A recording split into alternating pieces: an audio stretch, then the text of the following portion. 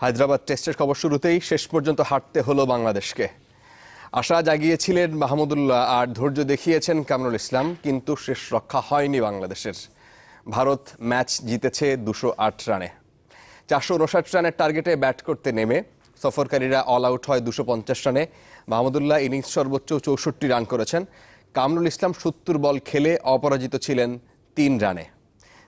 3 উইকেটে 103 রান নিয়ে শেষ দিনে ব্যাটিংয়ে নামে বাংলাদেশ। জাদেজার অসাধারণ ডেলিভারিতে আউট হন সাকিব আল হাসান। তবে সেই ধাক্কা সামলে পঞ্চম উইকেটে মাহমুদুল্লাহর সাথে 56 রানের জুটি গড়েন মুশফিক। ব্যক্তিগত 23 রানে আরও আক্রমণাত্মক হতে গিয়ে মুশফিক আউট হয়ে আসেন আশ্বিনের বলে। এরপর মাহমুদুল্লাহ সঙ্গী হন সাব্বিরের। এর মাঝে ক্যারিয়ারের 13তম অর্ধশতক তুলে নেন মাহমুদুল্লাহ রিয়াদ। 10 ইনিংস আর 1.5 বছরের বেশি সময় পর টেস্ট ফরম্যাটে তার ব্যাট থেকে এলো হাফ সেঞ্চুরি। সাব্বির 22 রানে আউট হলে ভাঙে 51 রানের জুটি। ব্যক্তিগত 64 রানে বিদায় নেন মাহমুদুল্লাহ রিয়াদ। শেষ ভাগে কামরুল ইসলাম ধৈর্যের প্রতিমূর্তি হলেও ম্যাচ বাঁচাতে পারেননি তিনি।